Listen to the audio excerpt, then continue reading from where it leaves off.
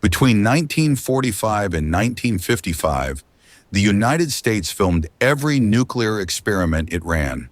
A bomb bolted to a tower, a fleet sunk on purpose, a cannon that fired a mushroom cloud, a town built just to die. These are not recreations.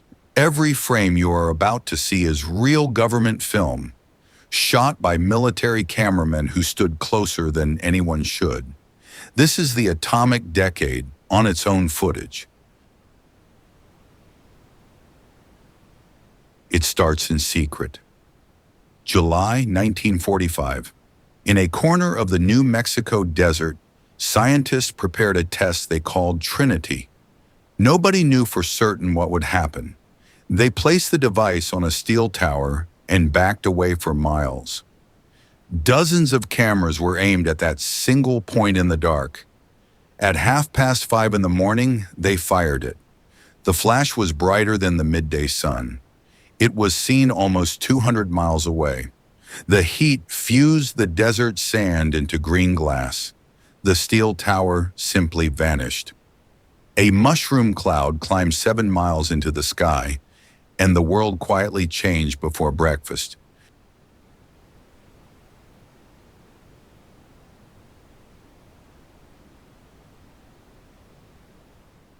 The war ended weeks later, and America came home with trophies. Hundreds of captured Nazi V-2 rockets, shipped in crates to the same desert. At White Sands, Army engineers rebuilt them and launched them straight up. They flew higher than any machine had ever gone. In 1946, someone bolted a movie camera to the nose of one. It climbed past 65 miles, above the edge of the atmosphere. The camera clicked away the whole time. When they pulled the film from the wreckage, they saw something no human had ever seen.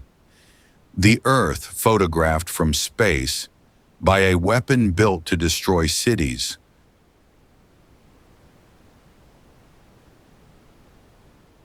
That same summer, the Navy asked a bigger question. What does an atomic bomb do to a fleet? So they gathered over 90 of their own warships, battleships, carriers, cruisers, even captured enemy vessels. They towed them to a remote Pacific atoll called Bikini and anchored them in neat rows. Then they detonated a bomb right in the middle. A column of water, 2 million tons of it, rose a mile into the sky. Warships were thrown around like bath toys. It was the first time anyone saw a Navy erased in a single frame of film.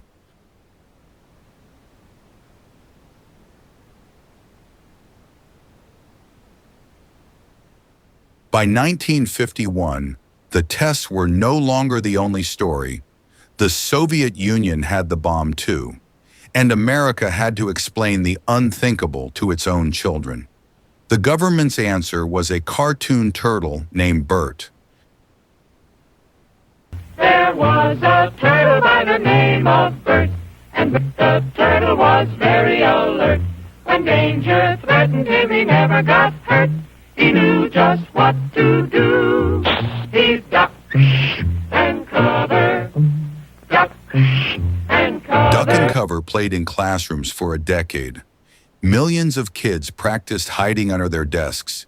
For a whole generation, the bomb was homework. The Army, meanwhile, wanted the bomb on the battlefield. In 1953, they built a cannon for it, 85 tons of steel nicknamed Atomic Annie. It took 2 tractors just to move her. At the Nevada Proving Ground, they loaded a single nuclear artillery shell. Then they fired it. 7 miles downrange, the shell detonated in a perfect mushroom cloud. It remains the only nuclear shell ever fired from a cannon. They built 20 of them. They never dared fire one again.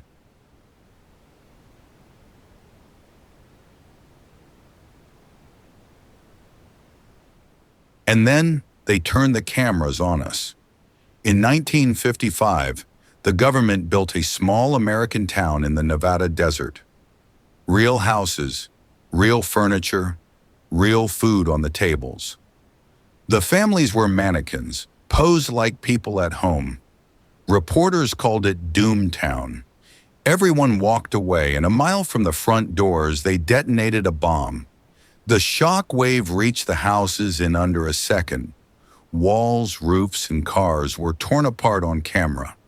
The whole town was built for one reason: to be destroyed on film so the country could watch what a bomb would do to home.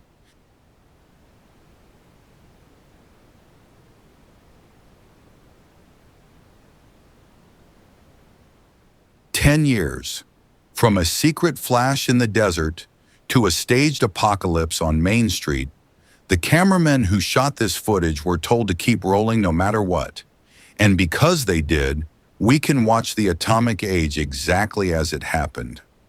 Every clip in this film is real, public domain, and preserved in the American archives. The short versions of these stories are on this channel. Subscribe if you want more real history on real film.